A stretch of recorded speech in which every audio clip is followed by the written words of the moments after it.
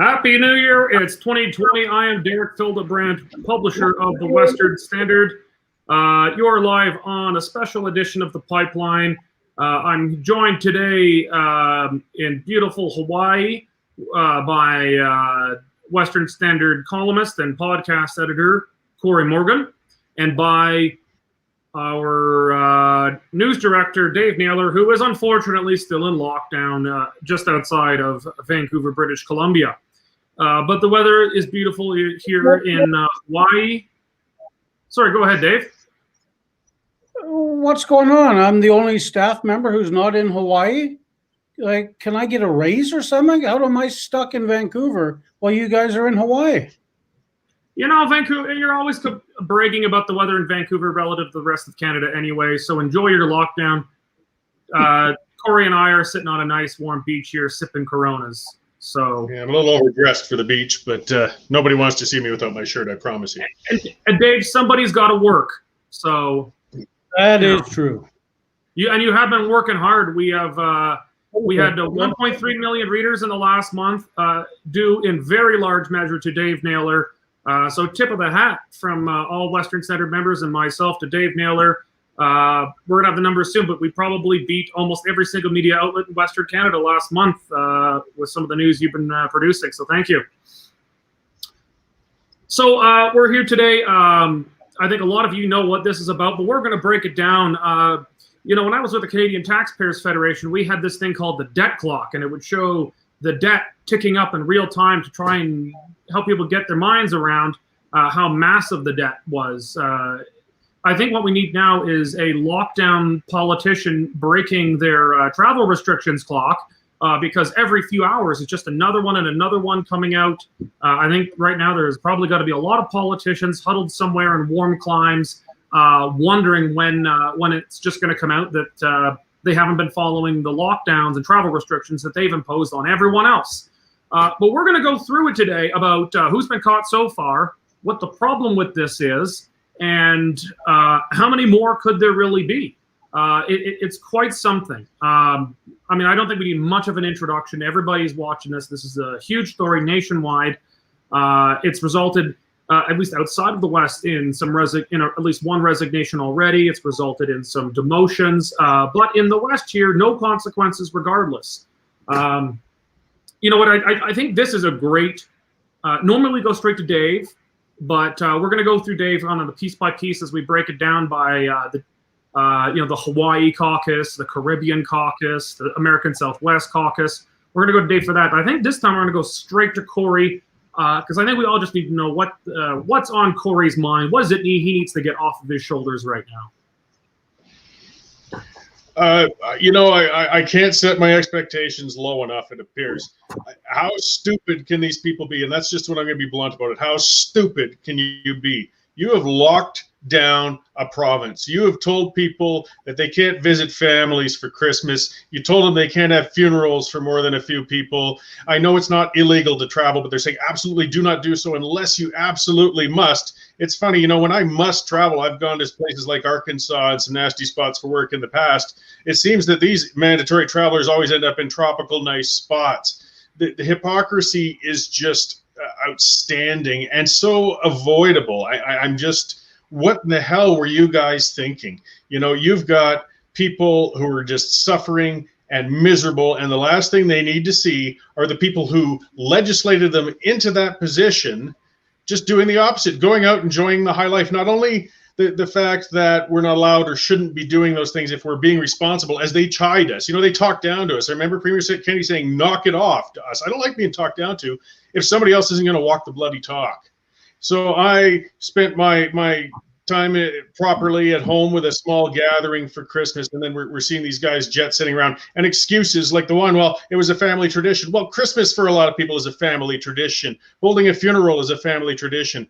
Sitting Shiva, whatever. There's things people are putting off because of this, and then to see our political superiors not walking the talk, and this is going to come at a cost. Like, Kenny has already been scrambling, having difficulty in the polls. I tell you what, there's no policy decision they could have made that would do more damage than a point of principle problem like this, and losing their moral authority. And he's really losing ground, and he better get on top of this fast.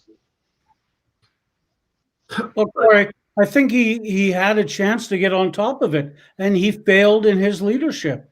He could have fired Tracy Allard, but then I think he probably knew he had a problem because half his caucus was away. Kenny fell on his own sword and said, "Ooh, I guess I just didn't issue enough warning," and these cabinet ministers weren't smart enough to realize that they shouldn't be traveling outside of the province when regular people like us can't even see our grandparents, can't even cross the street to see their relative in an old folks home. This is without a doubt the biggest crisis of Kenny's leadership, and so far he's failed to rise to the challenge, in my opinion.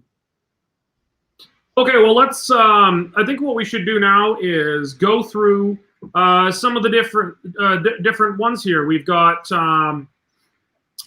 people kind of all over. We're going to kind of break it down a bit here. We're not going to spend too much time on each one, but we're going to go through each. We're going to start with the Hawaiian Caucus. Dave, why don't you tell us which of these lockdown happy politicians have found themselves in beautiful Hawaii? Well, currently, and I say currently because the list seems to change every 20 minutes, you've got Municipal Affairs Minister Tracy Allard, who is continuing a 17-year tradition of family gatherings in Hawaii. You've got Jeremy Nixon, Calgary Klein MLA, who is also in Hawaii, but he's been ordered on the first flight back. And you've got a couple of press secretaries. You've got Michael Forian, and you've got Eliza Snyder. Sorry for mispronouncing your first name, Eliza, but there you are. They make up the Hawaii caucus that we know about so far. Yeah, I guess we'll go through just a little bit here. So yeah, two of them are press secretaries. Tracy Allard is the Minister of Municipal Affairs. As is usually the case, the Municipal Affairs Minister is responsible for disaster and emergency coordination. She's overseeing the distribution of vaccines in Alberta. Additionally, she is also the, I believe, the chair of the COVID response committee. So she answers just directly. She oversees the COVID reaction here. So she essentially oversees this, reporting directly to Kenny. So this is someone who can't claim to be, I'm just a backbencher. Maybe I don't like lockdowns, but I'm too much of a coward to say, no, this is someone at the very center of decision-making on locking people down, on making gathering for Christmas illegal, on getting people almost tasered to death for playing hockey, people getting charged for attending peaceful protests, people being fined and charged for all sorts of otherwise everyday activities. This is someone very much at the center of that decision-making. She can't claim to be a nothing backbencher who shouldn't speak out anyway because their voice doesn't matter. She's very important in this decision-making process, and she's in Hawaii. Didn't admit to it. It came out through other sources. When she was asked by it, when media outlets asked her and her office, she did not respond. She completely ignored it until the CBC was able to find other sources, quote unquote, other sources to confirm that she was in Hawaii over Christmas. Other sources, I can tell you, normally means internal party rivals who have information on you. But she never admitted it until even when she was asked about it. Nixon as well, I don't think admitted it. It came out. Dave, maybe you could briefly tell us about how difficult it's been to get any answer out of these guys when we ask them, are you in the Caribbean? Are you in Hawaii? Are you in one of these places? You've been trying to track them down. Why don't you tell us what kind of response you're getting? It's been basically radio silence, Derek. And I think that came quickly because they realized what a bad position they were in. When news of Allard broke, and we tried her office and we tried Kenny's office, and we were trying everybody and their dog, there was absolutely no answer. And then finally, it was started to come out that yes, Allard was there, and Premier Kenny found out about it on Tuesday and immediately ordered her to catch the next flight home. But since then, it's been this drip, drip, drip of other people being found out. I don't think anybody's come forward to say, "Hey, yeah, raising my hand, I was in Hawaii or Arizona." It's been the media that has found everybody out, and the drip, drip, drip is looking extremely bad on Kenny. Perhaps they may want to come out and say, "Okay, well, here's the full list. Here's everybody who went," because right now they're looking pretty incompetent. Indeed. Yeah, it's been wild. They just don't respond to emails and phone calls until it's already out there, essentially. Well, that takes us from the Hawaiian Caucus. Let's now turn to the American Southwest Caucus. Dave, why don't you tee it up?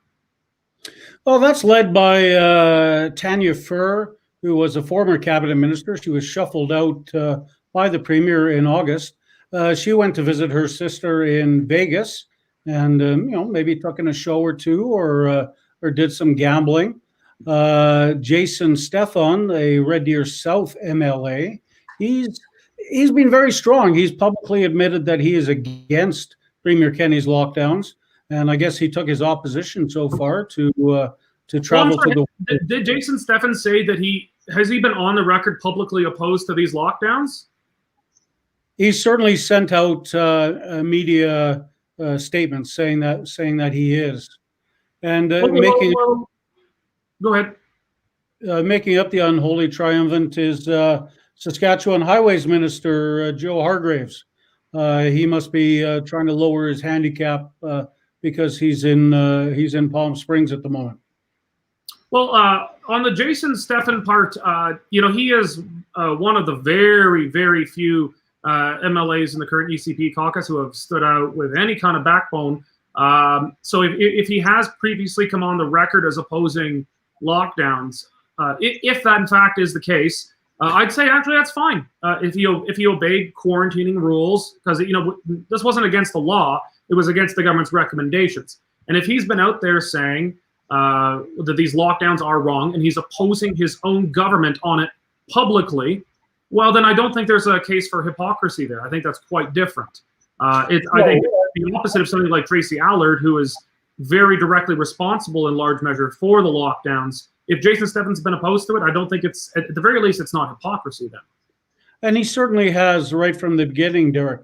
And when you look at hypocrisy, let's talk about Jason Stefan. He tweets a picture of himself. I'm sorry, he not himself, but he tweets a picture from Lake Louise on December 30th. A December 30th picture from Lake Louise saying, "What a wonderful day to be at Lake Louise." Of course, he doesn't say he's at Lake Louise. And in fact, it turns out he's in Arizona, where they probably haven't seen a snowfall in a while. Well, it was a picture of him at Lake Louise. We just don't know when or even what year that was. Exactly. So if you want to talk about hypocrisy, Jason Stefan is clear, while Stefan is right up there. I mean, it's so confusing. I'm getting them all mixed up, Derek. Yeah. There's too many names now. Okay, well, let's keep on moving through. That was the American Southwest Caucus.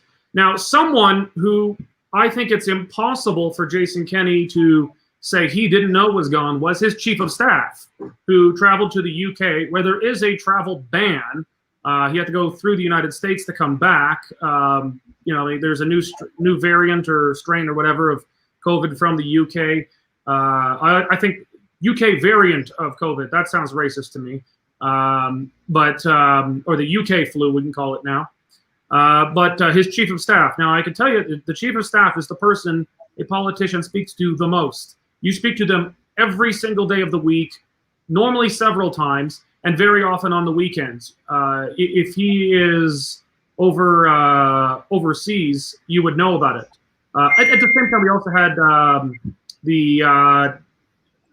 Kenny's Twitter manager, Matt Wolf, away as well in Saskatchewan. But I actually don't think that was a big deal. Whatever else you think of the guy, I don't think going to Saskatchewan was a big deal. But it means he was seeing family, breaking the lockdown rules. He doesn't live in that household, which means he was breaking lockdown rules about seeing your family if you don't live in the same household. So while I don't think it's actually a big deal, I still think it'd be wildly hypocritical. But maybe I'll put it to you, Corey, for is it possible Jason Kenney did not know his chief of staff was overseas for an extended period of time? It's possible. I mean, it makes it hard to believe because that's a very tight relationship that's usually going to have a heck of a lot of communication. I would imagine right now that they're in the midst of a political disaster of their own making. They should be in some pretty close communication right now. And, just some of the comments that I've seen from other people.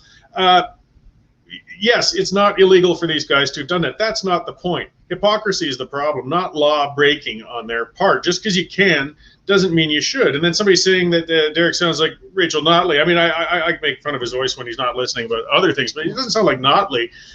The thing is, I'm generally supportive of the UCP, but this isn't the time to circle the wagons and take a partisan approach and say we've just got to try and cover this up or not talk about it or suck it back. I'm more upset when people on my team, or at least the conservative side, screw up. I don't care when the left screws up. I mean, I'll rub their nose in it, but that's fine. It makes it less likely they're going to get in. This could get us, this is the sort of thing that's going to lead us to another Rachel Notley government, and I do not want to see it. Yeah, Derek, I don't think you can underestimate the anger of Albertans in this issue. I got an email last night from a UCP voter who said, no more, this is it. I'm not voting for them ever again because of their actions on these travel restrictions. Before this scandal came to light, personal popularity of Jason Kenney was around 30% with his handling of the COVID pandemic in Alberta. This will push his personal popularity into free fall, down in the 20% area, which is where Rachel Notley was at the height of Albertans' anger against her. So, is this going to put Kenney's leadership in jeopardy? Once you get down to 20% popular support, it's a very, very dangerous level, as you well know, Derek. Well, actually, if you get into the 20s, that'd be lower than Rachel Notley, I think, ever got. Like her popularity consistently outstripped the UCP's. At least for the last year, generally, the UCP has been more popular than Jason Kenney.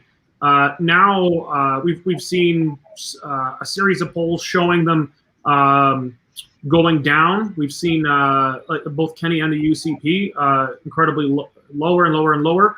We're going to have to see what the effect is. But right now is a great time to announce. We are going to, we're fundraising to commission a poll right now in Alberta on the popularity of the government and how people would vote for the different parties right now, both federally and provincially in Alberta. This poll is going to include where people stand on different issues, where people stand on lockdowns, where people stand on mandatory masks. Should Albertans have the right to recall their MLAs? We'll talk a bit more about that later. And we're going to ask people, a variety of issues that get ignored by the mainstream media, where people stand on independence, where people stand on firewall measures like establishing an Alberta revenue agency, things like that. So we're going to be doing a crowdfunding for that we're going to be getting today, because within a day or two, we want to be in the field polling where Albertans stand on these issues and asking questions with options available for those questions that the mainstream media all too often forget. So that's going to be something we're going to have in the field very soon if we can raise enough money from people like you watching. Let's go. So it's not all just Tories doing this. The Tories aren't the only ones locking people down and then not practicing what they're preaching. But they seem to be the only ones, at least in the West, with no consequences for doing it. The NDP, one of the senior members of the federal NDP's caucus, Nikki Ashton, I forget what her shadow ministerial portfolio or critic portfolio was, but she was found, she is one of the most vicious pro-lockdown politicians. Anyone who doesn't support lockdowns is a terrible human being and should not be in politics, according to her. If you can't see your family in Canada, you should go see them in Greece. And so she went to Greece to see her family, and she has been tossed from her critic portfolio, not from the caucus, but from her critic portfolio. So some actual consequences for it. Dave, why don't you give us the lowdown on what really happened there? Well, Ashton was the transportation critic, Derek, and she went to Greece to visit a seriously ill grandmother. And now she had to get approval from the Greek government to travel because they're locked down as well. the Greek government gave her the approval, so she traveled and visited her sick grandmother. Ashton's problem was she didn't tell anybody in the party. And it first came to light when she tweeted the fact that she had gone to Greece and she was able to visit her grandmother. And I guess that was spotted by NDP staff members who passed it up the chain, and she's being demoted, no longer a transportation critic. Corey, so at least in the West, she's from Manitoba. I think she represents a northern Manitoba riding around, I think Churchill or something like that. Do you think her being fired from her critic portfolio was the appropriate response? And is that something that we should have seen in Alberta or Saskatchewan with pro-lockdown politicians not following their own lockdown? Well, this is tough. By the way, I should know, you see they're popping up. We did miss the Mexican caucus with Pat Rain, I believe his name is pronounced that. Again, we're coming to the Mexican caucus. So many UCP. Oh, okay. Sorry about that. Yeah, so many down there. It's hard to keep up with it. So we'll get there. I believe it was the right response on Jagmeet Singh's part, because you put that fire out now while you can. Hypocrisy burns. It burns you from within. It costs you moral authority, and it hurts your whole party. At least he showed that we're not, accepting it and tolerating it, and he did something about it. Part of the problem Kenny has, though, is if he shuts down every MLA at the rate he's going, he's going to end up with a minority government pretty soon. So I guess maybe the problem is he's got to figure out how many of his members are actually overseas right now before he can see if and when or how he might be able to discipline. It's just a disaster. I'm just astounded by this. Sorry, I think Corey's hit the nail on the head with, I'm not sure if Kenny knew how many of his caucus had gone away. I was writing, I knew Allard was going to have a press conference, so I wrote up a story in advance that was almost ready to go. And I had written that Jason Kenney has accepted the, quote, resignation, or Jason Kenney had fired Tracy Allard for disobeying recommendations. And I think Rick Bell of Post Media, the Calgary Sun, put it best when he said, "I'm gobsmacked at your stupidity." And as the press conference progressed and it became clear that Kenney was not going to fire Allard, I also became gobsmacked, because it was such a wrong political decision to make. But then when you see all the other people that have come out next and next and next and next, then you understand Kenney couldn't. He couldn't fire Allard, because then he'd have to fire Nixon. Then he'd have to fire, a long litany of people who had been away. He was painted into the corner. His only political move was to fall on his own sword, and Albertans aren't buying it whatsoever. Yeah, well, actually, good follow-up here question for you here, Dave. I know the answer to it, but I'm going to ask you anyway. The press conference where Kenney was essentially defending Allard, or more or less protecting her, I should say, not defending, but were you allowed to ask any questions, or have you ever been allowed to ask a question at a press conference you've been at? Not at a Kenney press conference. I keep dialing in the 20 minutes early. I keep pressing the button to ask a question, but hey, it's, I never get selected. I don't want to whine like a rebel reporter would, but I also didn't get selected at the Allard press conference. But they seem to have their list of people that they always ask, the Post Media columnist and actually several columnists and reporters, and they always end with a French CBC question. So, it is what it is. Right. Well, we're going to now segue to the Caribbean caucus, which will include Mexico that, because much of it obviously is along the Caribbean.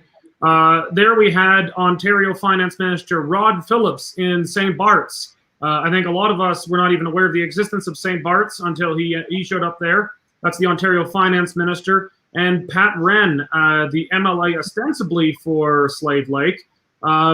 Let's go to you, Dave, about Rod Phillips, and then I'm going to punt Pat Wren over to Corey. Well, Derek, if you've ever seen Lifestyles of the Rich and Famous with Robin Leach and his champagne bottles, that's where Rod Phillips was, in the luxury island of St. Bart's. And when Ontario Premier Doug Ford found out about it, he was fuming. He was angry. He was furious. Whatever verb you want to use. He ordered Phillips home right away. And Phillips, actually, no, Dave. I think I need to correct you there. He was not fuming when he found out. He was fuming when it became public. Doug Ford knew about it, I think, roughly 2 weeks before. Maybe he wasn't pleased about it, but he did not order him back as soon as he found out about it. He ordered him back once it became public. And then he expressed how angry he was about it, but he didn't seem to do much about it when he found out 2 weeks prior. Well, and in fairness, Phillips realized within hours of himself getting back onto Canadian soil that his position was untenable. And he resigned, and Ford obviously accepted the resignation. Part of Phillips's problem was he was also producing a string of social media posts, him in front of his fireplace and his writing, and warm wishes to everybody and Happy New Year and Merry Christmas all the time while he was walking on the beaches. So there was a subterfuge that Phillips tried to create that perhaps wasn't in the other foreign travelers' plans. So his position really was untenable, and he had to go. And in fairness, he did, which a lot of the Western politicians haven't done so. Well, and those kind of misleading social media posts, either saying explicitly or implying extremely strongly that he's locked down at home in in snowy Ontario. We saw the same thing with I think the vast majority of the Alberta MLAs who have been caught not being locked down. The exception being Pat Wren, who we're going to get to in a second. Pat Wren just posted a picture of himself in a cave in Mexico as if it was no problem. So at least hats off to Pat. He wasn't trying to hide this from people. He wasn't trying to deceive people by putting out a little video of him sitting at the Christmas tree or a picture of him on a mountain skiing somewhere in Alberta. He just said, "Hey, I'm in Mexico. It's beautiful and warm. Merry Christmas." So, Rod Phillips, one of the most senior politicians in Canada, the Ontario Finance Minister, that's not an insignificant position, bit the dust over this. But he did take responsibility. He did fess up. He took accountability. But he did attempt to hide it. It's not like he just did this, didn't think it was an issue. He actively did try to hide it. And that's, I think, where the biggest issue is here. And I think Alberta Premier Jason Kenney was not very happy when he resigned, because it set a precedent that this is required. This is what's expected if this happens and you're getting caught. But I think, as both of you have said, that's not really a possibility for Jason Kenney. He can't fire these people because he'll end up losing half of his caucus probably. And a ton of his staff. He'll lose his chief of staff. He'll lose a bunch of press secretaries. It would not just be a symbolic bloodletting to scapegoat one or two. It would be a massacre of the government, and it's just not possible. So it's quite a position to be in, that he's not able to scapegoat anyone in this case.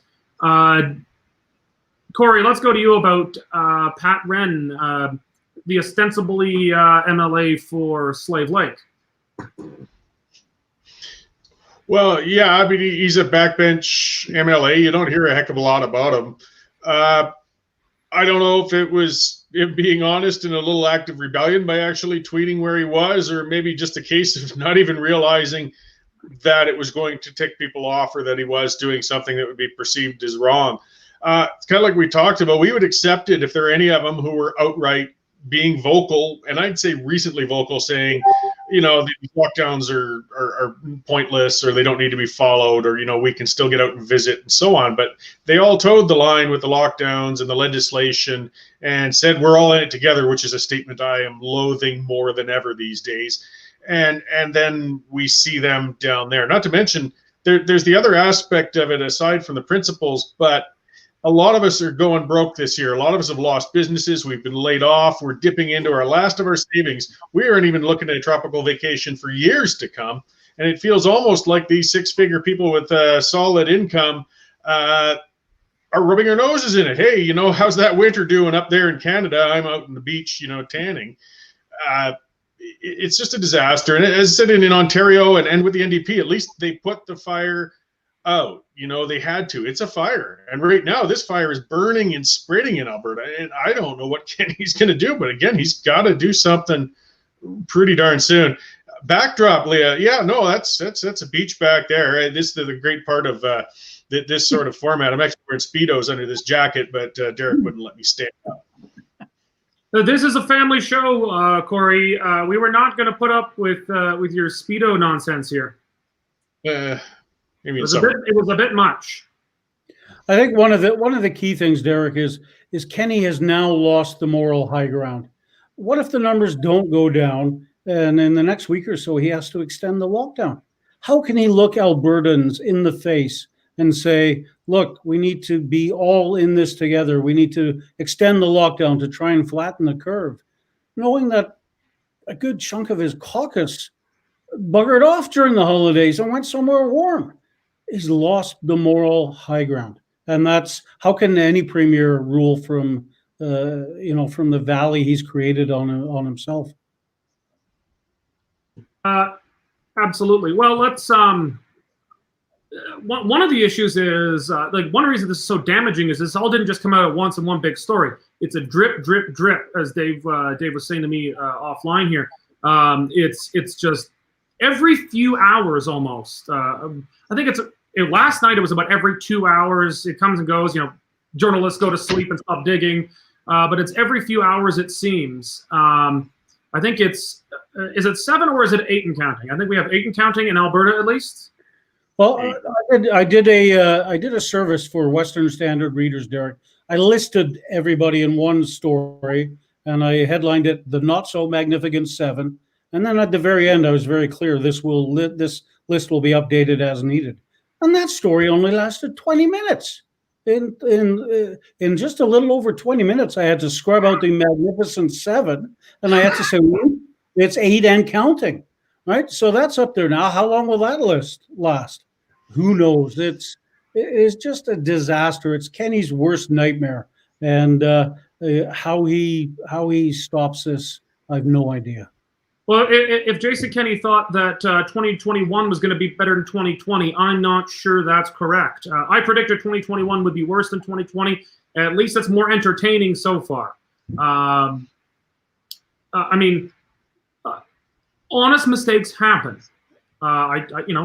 When you make a mistake in public life, there's a lot of lenses on you, a lot of scrutiny. When you make a mistake, well, we want people to fess up and take responsibility, but I can tell you that is not a good political strategy. You are generally better just to muddle your way through, make a couple of excuses, and hope that things move on. And I think that has been generally the MO for the Kenney government here. But the problem is this one is really touching people. People have been told, we're going to fucking tase you for playing hockey. People have been told that cops are going to show up and fine or arrest you for having Christmas with your family. People have been told to make incredible sacrifices here. Not asked to make sacrifices, but ordered to make sacrifices. And then the very people making this ordering are making these orders seem to have so little regard for them. And there seems to be nothing he can do. He cannot fire these people. It would be far, far too many. He would be, and we just don't know. Like as we discussed earlier, they're not answering calls. They are not responding to media inquiries saying, hey, even when we've got a lead, like, hey, we've got a lead that you're in Hawaii. We've got pretty good sense that you're in Hawaii. Are you in Hawaii? Now, the MLA is probably on a beach, so maybe that's the reason he's not answering his phone, but his office is there.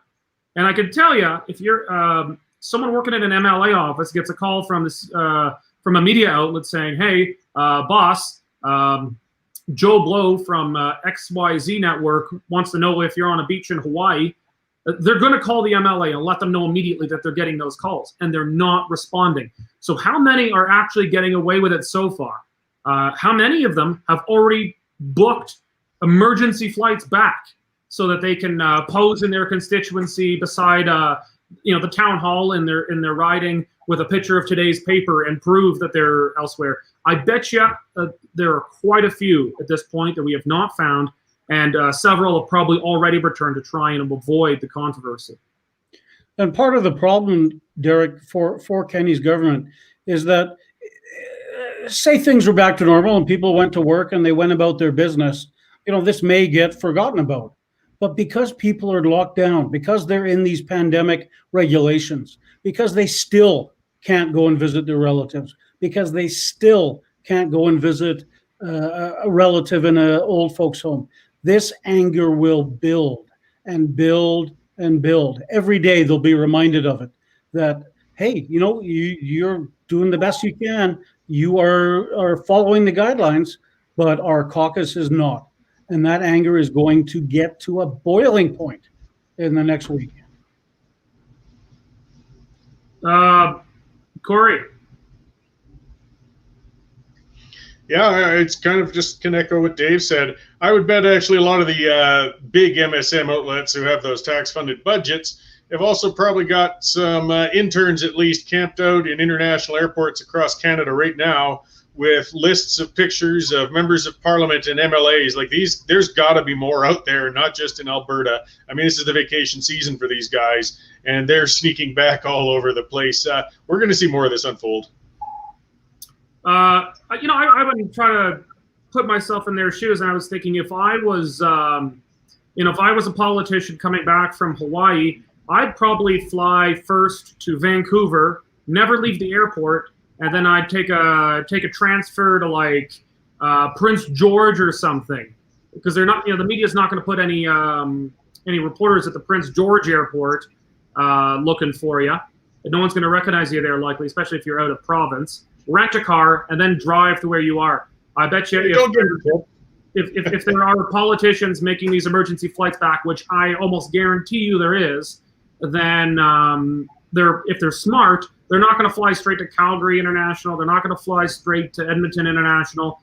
They're going to transfer in a little bit, and then they're going to rent a car to come in the rest of the way.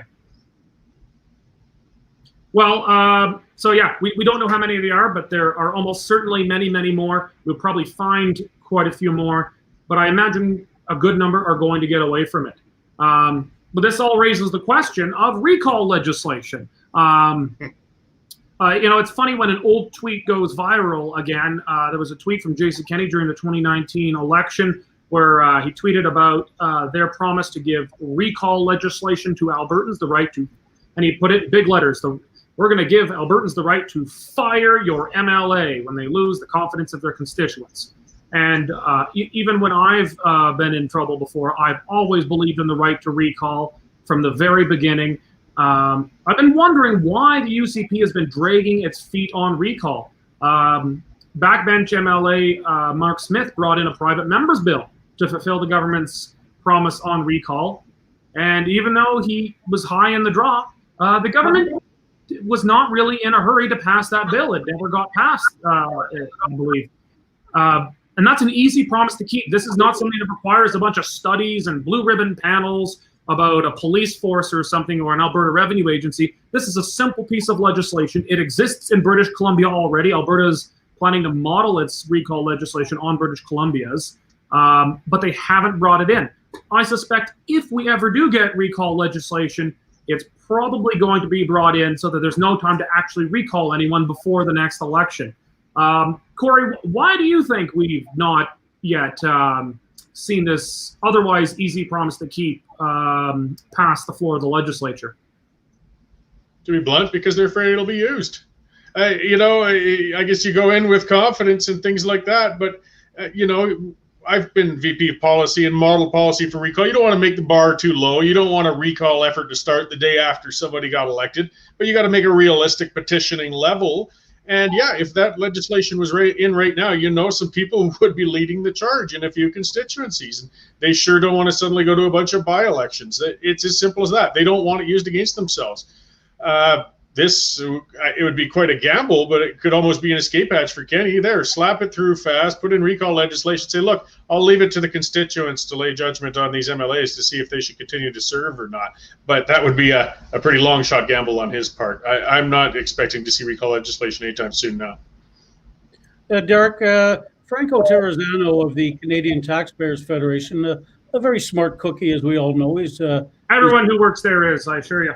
Exactly. He's been on the broadcast a few times. Says he makes a good point. He says, well, if Jason Kenney's not ready to sanction or fire his MLAs for this transgression, then Albertans are. And he's making the same point you guys are. Where is this recall legislation that was promised? Is this just one of these things that they say to get elected and then it'll never happen? It certainly appears to be the case right now. Indeed. Well, here, I'm going to get something for our viewers here. Dave, why don't I let you lead the conversation just for the next 2 minutes, and I'll be back with us with an important one. Okay, well, that sounds ominous. I'm not sure. Is Derek changing into a Speedo? God, let's hope not, Corey. Let's hope not. But as mentioned, the counter clock of MLAs from the UCP side that have gone over badly and gone on Hawaii is now up to 8.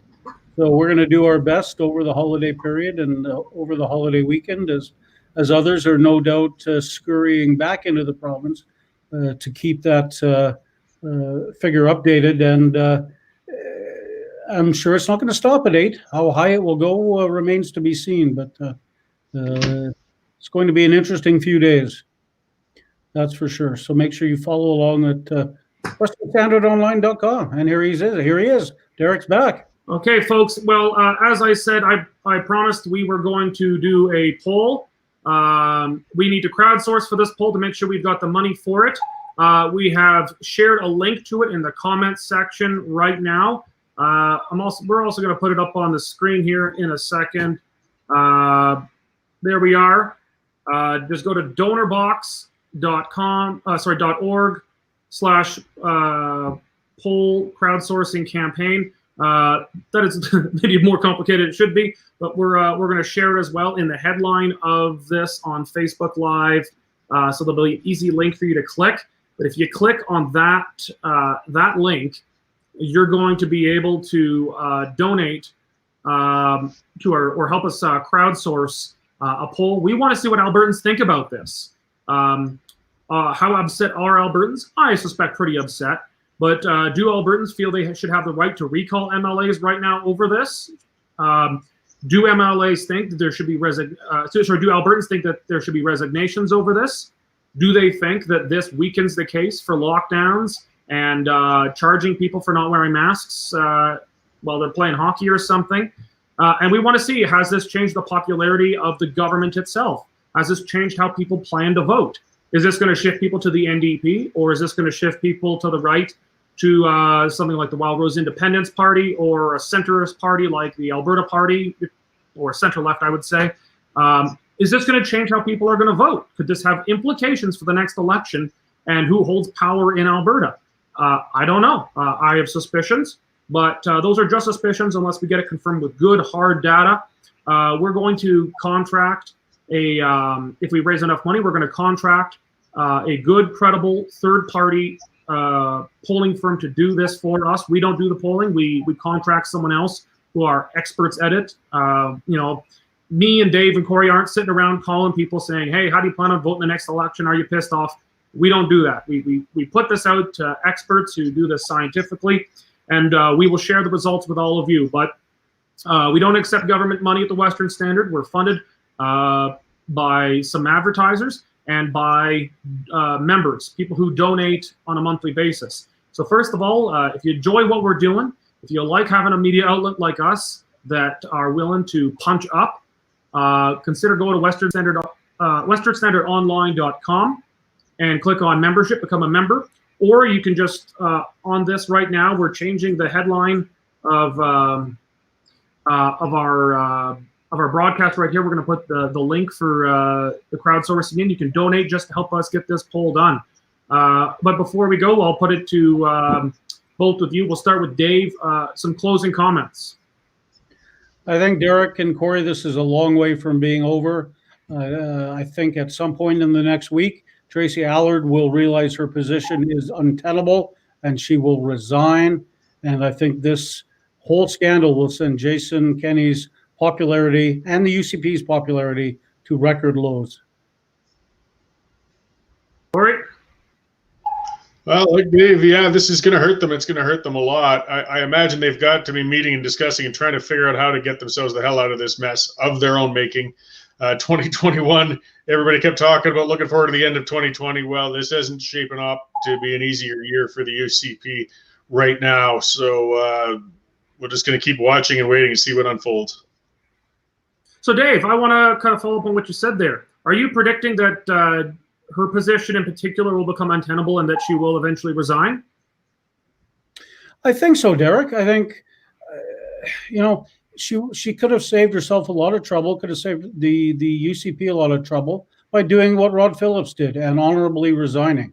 I think the political pressure will grow. I think that the public pressure, we haven't even heard from the public yet. We need to hear from her voters in Grand Prairie what they think. And I don't think they're going to be happy. So she should take a spoonful of medicine, resign, go to the back benches, sit in the back benches for a year, and maybe she'll get back in cabinet in another year. I think that's her only way out. It's an interesting question, and maybe I'll come back to Corey on this. There are far too many people for Kenney to fire every one of them. He can't fire at least one minister that we know of, probably more, and he can't fire what'll probably turn out to be at least half a dozen of his MLAs from the caucus. And he can't fire his chief of staff, several press secretaries, and God knows how many more. Corey, do you think if Tracy Allard falls on her sword here and resigns, will that be enough to kind of hush this the way it's been hushed in Ontario? In Ontario, people are still pissed off, but they got blood. There's blood on the floor. As far as they know, there hasn't been a bunch of other MPPs there traveling around. But in the Alberta's case, it seems like it's a cottage industry of lockdown MLAs breaking their own lockdowns. If Tracy Allard falls on her sword, do you think that'll be enough to at least show enough blood on the floor that the government can get past this or not? She may resign on her own because of the pressure, but I don't know if that'll help the government. Because, yes, that's falling on her own sword, but you see, people want to see action now. They want to see that this isn't tolerated by the leadership. So I think if it's going to have any impact, that has to come from above. She needs to be actually canned. And again, may not, thrown out of caucus, but stuffed onto the back bench.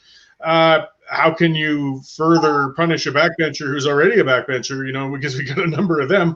I don't know, but there definitely needs to be some sort of active sanction. He can't can them all, and there could be more coming, but he can't just let this go. Obviously, people are waiting to see some sort of punishment or backlash. There has to be. There's no leadership if you don't. Well, generally, it's extraordinarily rare to officially fire a minister. It's generally understood that, well, sometimes people do resign of their own will, but you often get resigned. You sit down with the leader and the leader says, okay, you need to go and I'm asking for your resignation. And it's kind of a little gentler. Like the Ontario Minister of Finance, Rod Phillips, he got resigned. He probably almost certainly wouldn't have just resigned because almost certainly, and I don't think Doug Ford would dispute it, he was asked for his resignation. That's generally the way things go. What you're saying, if I get this correct, Corey, is that Kenney has to actively fire and put her head on a pike to make an example in order to absolve enough of the others of any blame and show accountability, but that her simply resigning wouldn't be enough? I think there has to be something showing that he has cracked down on his caucus and ministers. I understand what you're saying, but politicos like us know that, but your average citizen doesn't necessarily realize that. They need to see that from above. We know how it's played inside there, but they need to see the premier getting up and getting this under control. and having her resign on her own, even if we know that there's still an invisible boot print on her butt, wouldn't demonstrate that. There has to be some action from the Premier's office of some sort. Whether or not it's her, it's going to have to be something. He can't let this one go. All right. Well, we've been following your questions and comments. They've been informing our discussion as we go along, even if we haven't referred to them directly. But there's just far too many for us to get through. I can't give you a number, but I think I'm seeing at least 174 the last time I checked. We can't go through them all, but just a heads up. Remember, if you're commenting, it can't be too long, otherwise we can't put it on the screen. We're not going to cover up the whole screen with the comments. They've got to be short and sweet, so they can go along the bottom. No swearing. Try to keep personal attacks out of it. Don't put links to other things in it, because that's going to make it too big. But we appreciate everybody's interaction with the show today. Great feedback, and even if we haven't mentioned your tweets or your comments, it is informing our discussion. Again, if you're not already a member of the Western Standard, go to westernstandardonline.com, click on membership, and help support an independent Western media that punches up and does not accept any government subsidies. If you're already a member, we thank you very much. And if you want to help out, member or not, also you can go to donorbox.org, poll crowdsourcing campaign, and help us commission a poll to figure out what people in Alberta are really thinking about this right now. But Corey, Dave, thank you very much for joining me today. Thanks, Derek. And thank you all very much. Aloha from beautiful Hawaii.